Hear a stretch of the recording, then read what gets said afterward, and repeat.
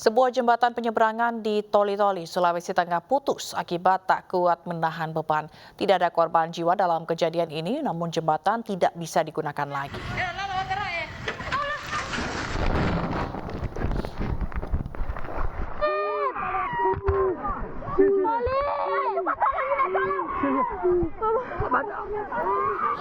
Jembatan gantung yang berada di Baulan, Toli-Toli, Sulawesi Tengah putus saat warga melintas. Dugaan sementara, jembatan tidak kuat menahan beban saat belasan orang melintas bersamaan. Tidak ada korban jiwa dalam kejadian ini, namun warga yang tinggal di daerah Salu terpaksa menggunakan perahu dayung untuk menyeberang. Dan untuk mencegah warga melintasi jembatan putus tersebut, garis polisi dipasang di kedua pintu masuk jembatan. Warga berharap pemerintah daerah Kabupaten Toli-Toli segera memperbaiki jembatan yang merupakan akses utama bagi warga lingkungan Salu. Apa ini? Ada orang baru, Kak? Jembatan rubuh. Tim Basarnas Bali mengevakuasi sesosok jenazah yang tersangkut di dasar tebing sedalam hampir 100 meter. Petugas menggunakan alat khusus karena korban terjatuh ke dalam jurang yang curam.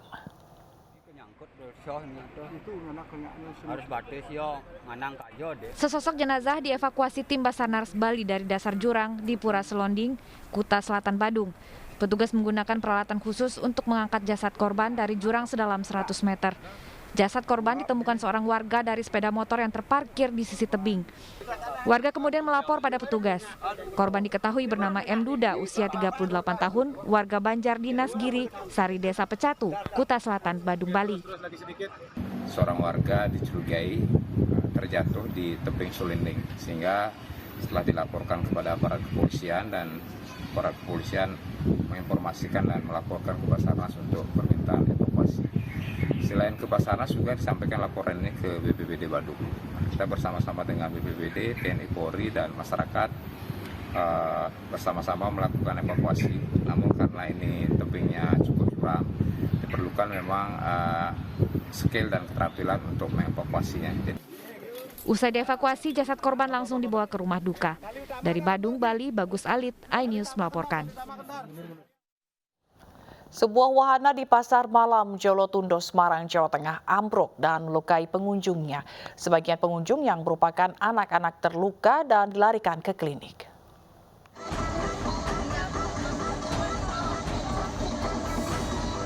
Inilah video yang direkam warga sesaat sebelum wahana ayunan ini ambruk dan melukai pengunjung.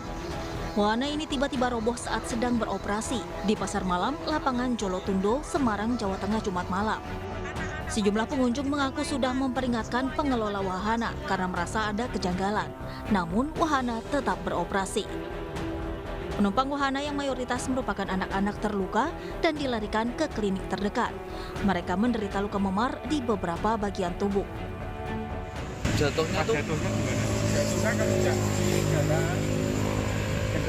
kuat, jadinya langsung brek gitu. Terus ambruk. Terus itu yang naik rata-rata anak kecil atau dewasa? Dewasa ya? Dewasa. Ada yang sempat luka-luka tadi, Pak? Ya luka dan memar, Pak. Polisi langsung menyelidiki kasus ini dengan menangkap pengelola wahana dan meminta keterangan sejumlah saksi. Sementara para orang tua korban menuntut pertanggungjawaban pengelola wahana. Dari Semarang, Jawa Tengah, Wisnu Wardana, iNews melaporkan. 3 pelajar SMA tewas dalam kecelakaan sepeda motor di Nunukan, Kalimantan Utara. Ketiga pelajar berboncengan dalam satu sepeda motor kemudian tertabrak truk.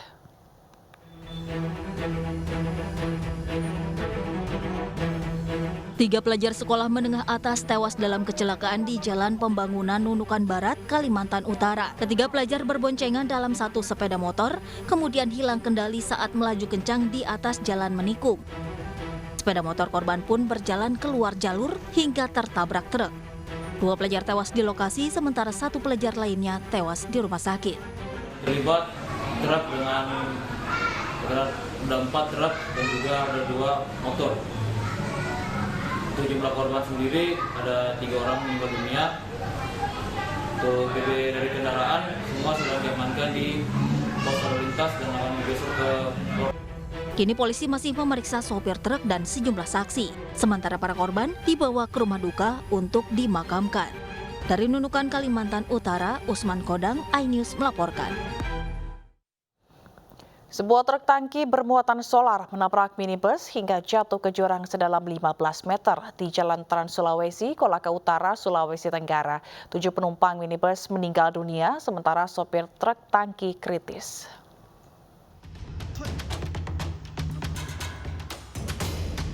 Truk tangki bermuatan solar yang melaju dari Kolaka Utara menuju Kabupaten Kolaka hilang kendali sebelum menabrak minibus dan jatuh ke jurang sedalam 15 meter. Sebelah utara. Dugaan sementara truk tangki mengalami remblong di Jalan Trans Sulawesi, Kolaka Utara, Sulawesi Tenggara. Akibat kejadian ini 7 penumpang minibus meninggal dunia, 5 diantaranya meninggal di tempat. Evakuasi ke-7 korban meninggal pun berjalan dramatis.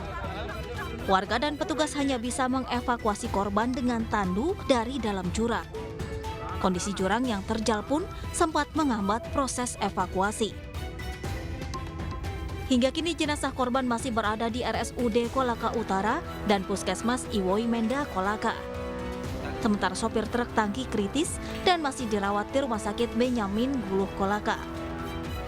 Jenazah itu yang anak kecil umur sekitar 4 tahun ada di Puskesmas Peminda, 1 orang. Yang lainnya itu ada di Puskesmas Waho. Waho ya? Itu meninggal semua, Pak? Meninggal semua, yang 1 mobil. Kini kedua mobil tersebut belum dievakuasi. Rencananya pihak Lantas Kolaka Utara akan segera olah TKP untuk menyelidiki penyebab pasti kecelakaan ini. Tim Liputan iNews melaporkan. 2 pengendara mobil bersih tegang di SPBU kawasan Jakarta Selatan. Penyebab keributan akibat salah satu mobil tidak terima disalip saat antri. Dan video keributan ini viral di media sosial.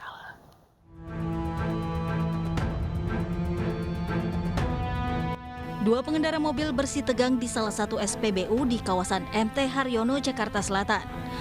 Penyebab keributan akibat salah satu mobil merasa disalip saat antre mengisi bahan bakar. Sementara kendaraan yang dituduh menyalip tidak terima dan tidak merasa menyalip. Keributan sempat dilerai petugas keamanan SPBU. Aksi yang terekam kamera ini viral setelah diunggah oleh akun @updateinfojakarta. Sebuah taksi terekam kamera pengendara saat melaju di ruas eksit tol Tambun dari arah Jakarta menuju Cikampek secara lawan arah.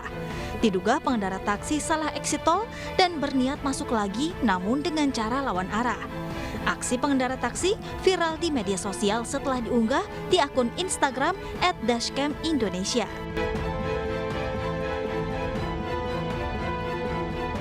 Sebuah video singkat viral di media sosial yang diunggah akun @dashcam_Owners_Indonesia. Dalam video, sebuah sepeda motor melaju di tengah hujan dan sempat berhenti di sebuah persimpangan di perempatan Desa Kaligoro, Kutorejo, Mojokerto, Jawa Timur. Malangnya, motor yang dikendarai 2 orang tersebut tersundul sebuah mobil hingga jatuh. Pemirsa, seorang pemilik usaha servis AC di Desa Aik Batu, Kabupaten Labuan Batu Selatan tewas terkena serpihan lempengan kompresor AC yang meledak saat diservis. Selain itu, seorang teknisi yang juga anak korban kritis dan dilarikan ke rumah sakit terdekat.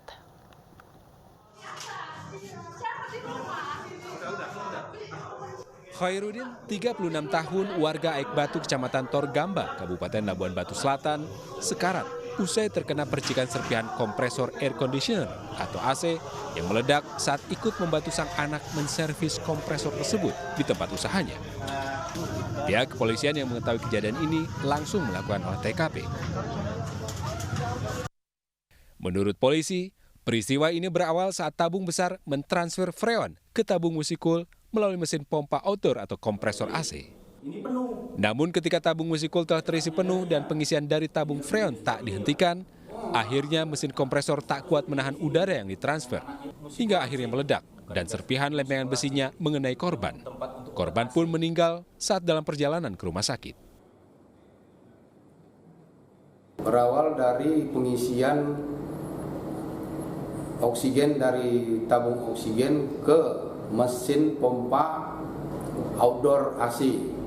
Namun terjadi overkapasitas terhadap tabung musikol itu sehingga menyebabkan pecahnya mesin pompa outdoor AC tersebut. Lempengannya itu mengenai korban sendiri yang menyebabkan korban meninggal dunia atas nama Koridin Khairul. Sementara itu, seorang teknisi yang juga anak korban bernama Dios Pranata Azari Harahap, 17 tahun, juga mengalami luka cukup serius.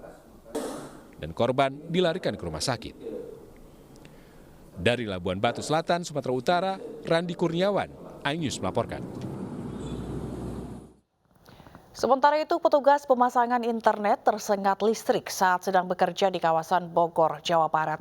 Korban meninggal di atas pohon dan tersangkut di antara kabel jaringan.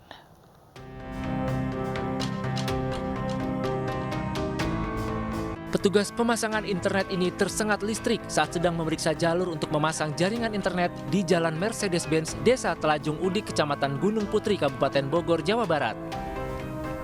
Korban yang tersengat listrik meninggal dunia di atas pohon dan tersangkut di antara kabel jaringan.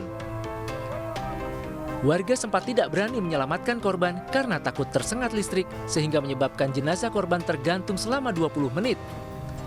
Untuk mengevakuasi korban, petugas PLN mematikan jaringan listrik. Menurut saksi mata, 2 pekerja pemasang kabel optik naik ke atas pohon menggunakan tangga bambu. Diduga salah satu petugas memegang kabel listrik sehingga mengakibatkan tersetrum. Ini tadi katanya ada masang wifi. Jarak tegangan kabel induk sama pohon itu sekitar 1 meter. Jadi dia nempel di tegangan kabel induk. Informasinya nggak begitu.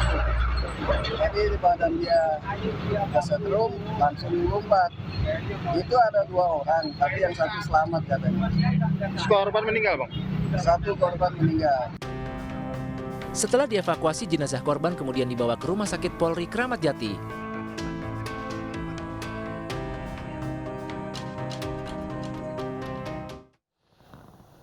Pemirsa, seekor ular sanca batik sepanjang 4 meter masuk permukiman di Sukabumi, Jawa Barat. Ular tersebut ditangkap usai memangsa ternak peliharaan warga. Sendirian kan saya tangkap lagi di situ, berontak lagi, lari. Ular sanca sepanjang 4 meter dengan berat 20 kg ditangkap di sebuah saluran air di Kampung Bantar Panjang, Kabupaten Sukabumi, Jawa Barat. Sebelumnya, warga dibuat resah karena ular ini sering memangsa hewan ternak. Dengan peralatan seadanya, warga berupaya menangkap ular. Istri saya bangunin saya, ya kan, katanya ada ular, saya kira tuh kecil, itu nggak taunya malah besar. Itu mengambilnya gimana? Susah nggak tuh menangkapnya? Sangat sulit. Kalau itu berapa kilo tuh Bang kalau wisatawan ini? Berapa meter juga? Ya sekitar ada kurang lebih ada 4 meter lebih lah ya. Ya sekitar ada 20 kiloan lah ada kalau ditimbang. Selanjutnya ular sanca akan diserahkan ke pihak berwenang untuk dilepas liarkan di habitatnya. Dari Sukabumi, Jawa Barat, Budi Setiawan, iNews melaporkan.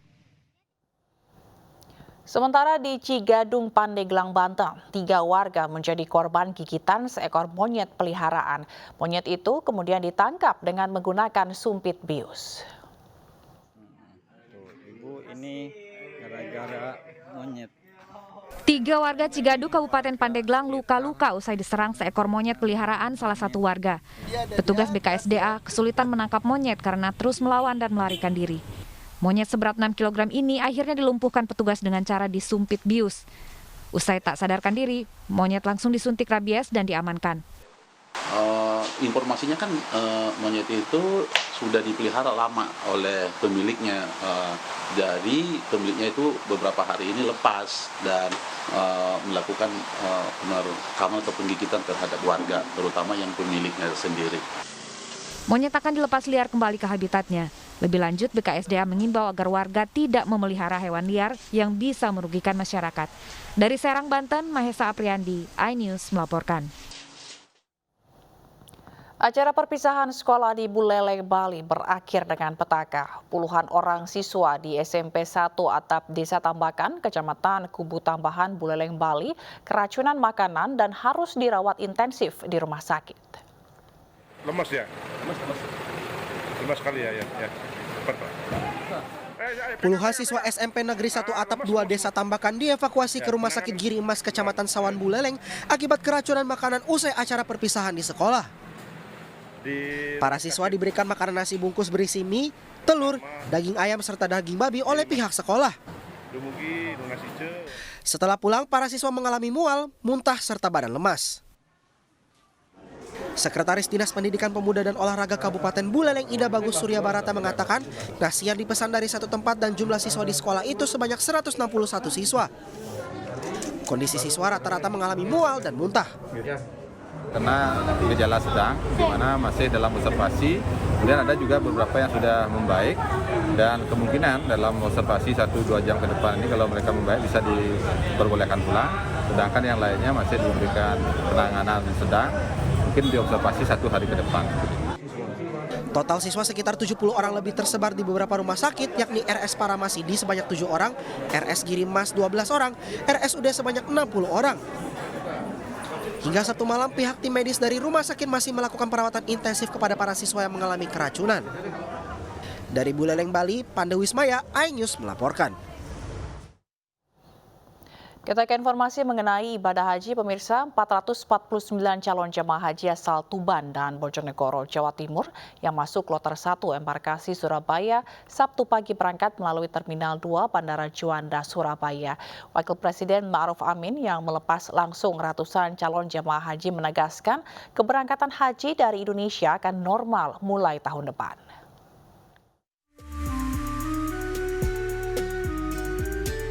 .449 orang calon jamaah haji asal Tuban dan Bojonegoro, Jawa Timur yang masuk dalam kloter pertama Sabtu pagi sekitar pukul 8.30 pagi terbang ke Madinah melalui Terminal 2 Bandara Juanda, Sidoarjo.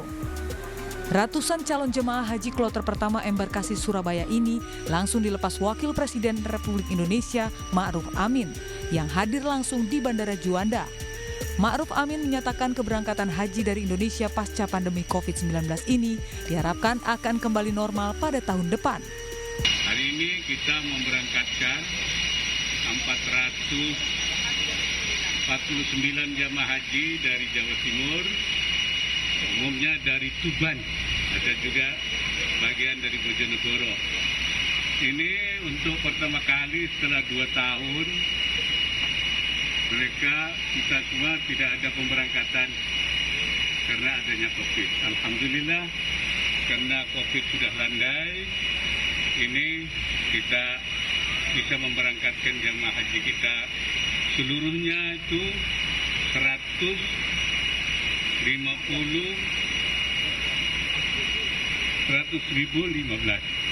jamaah. Jadi mudah-mudahan tahun depan kita sudah bisa normal. Menurut Ma'ruf Amin, keberangkatan calon jemaah haji yang serentak dilakukan hari Sabtu ini merupakan keberangkatan haji yang pertama setelah 2 tahun dihentikan akibat pandemi COVID-19, sehingga diperlukan perhatian dan penanganan khusus dari pemerintah. Dari Sidoarjo, Jawa Timur, Pramono Putra, iNews melaporkan. Sementara 360 jemaah calon haji embarkasi Solo tiba di Bandar Udara Prince Muhammad bin Abdul Aziz, Madinah. Usai tiba, jemaah langsung menempati penginapan di sekitar Masjid Nabawi.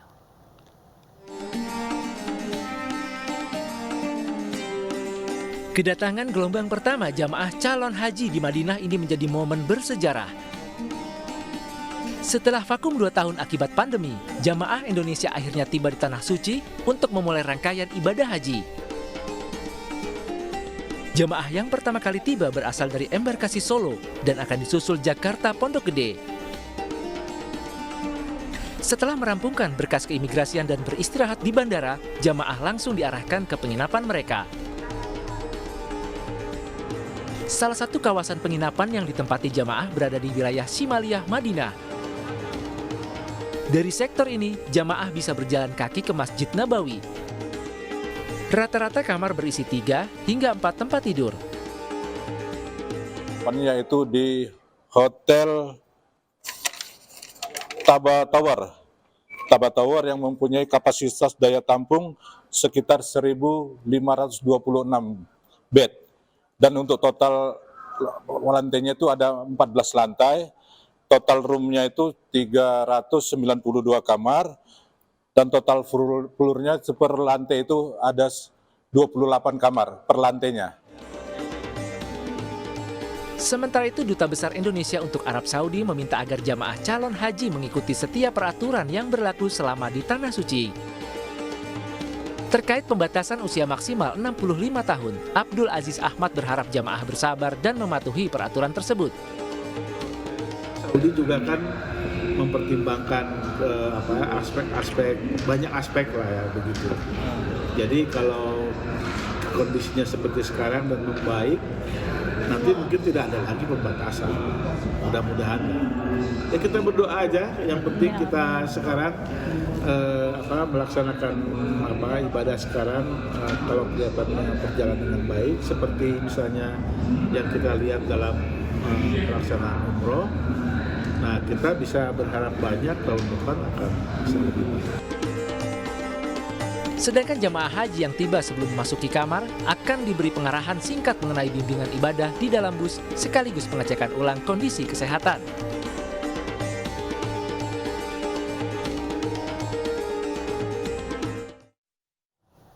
Pemirsa, masuk sebagai 50 desa wisata terbaik dalam program Anugerah Desa Wisata Indonesia 2022, Menparekraf RI Sandiaga Salahuddin Uno mengunjungi Kampung Tua Bakau Serip di Nongsa, Batam, Kepulauan Riau. Dalam kunjungan ini, Sandi juga mendatangi pasar mangrove yang menjual produk UMKM seperti souvenir kuliner dan fashion khas desa setempat.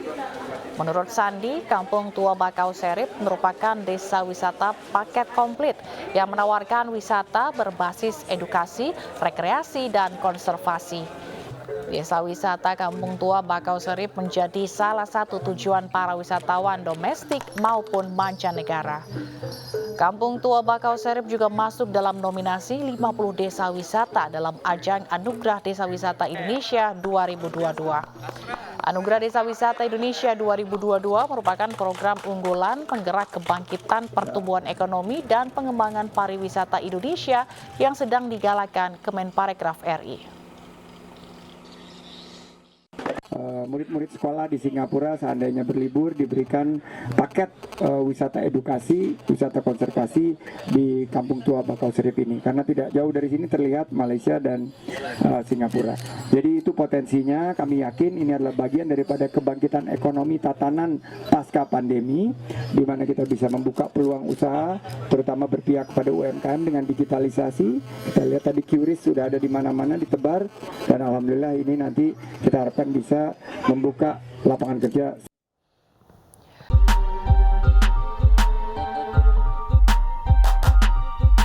Setelah sukses dengan penyelenggaraan MotoGP Mandalika, pariwisata Indonesia melalui sport tourism-nya terus menggeliat. Kali ini mata dunia tertuju ke Jakarta, Indonesia dengan kejuaraan balap mobil listrik kelas dunia atau Formula E World Championship.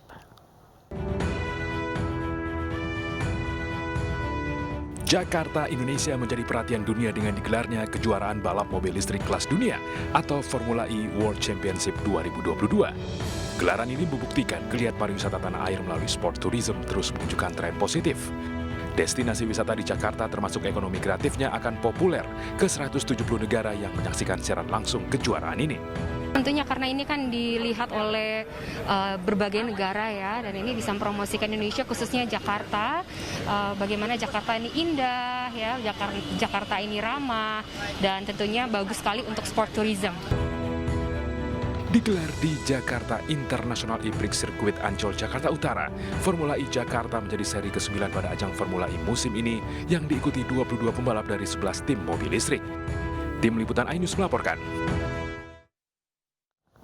Jelang tahun politik, Menparekraf Sandiaga Uno mendapat dukungan dari ratusan pelaku UMKM dan milenial di Mamuju, Sulawesi Barat dalam Pilpres 2024 mendatang. Sementara di Jepara, Jawa Tengah, puluhan ribu masyarakat desa dari 32 provinsi mendeklarasikan dukungan untuk Ganjar Pranowo sebagai Capres 2024.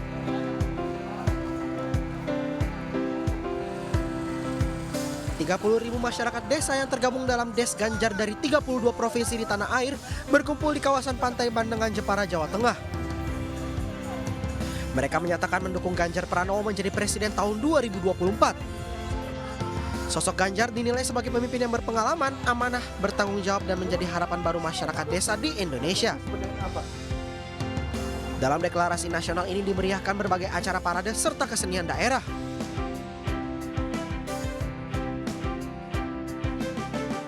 Sementara itu, Menparekraf RI Sandiaga Uno mendapat dukungan dari ratusan pelaku UMKM dan milenial di Mamuju, Sulawesi Barat untuk maju menjadi Capres 2024. Sandiaga didukung karena dianggap dapat mengubah perekonomian Indonesia.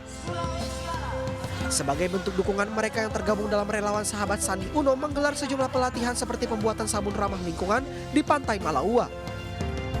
Dengan pelatihan, diharapkan masyarakat bisa menciptakan inovasi baru sehingga dapat menjadi sumber penghasilan bagi para UMKM dan milenial.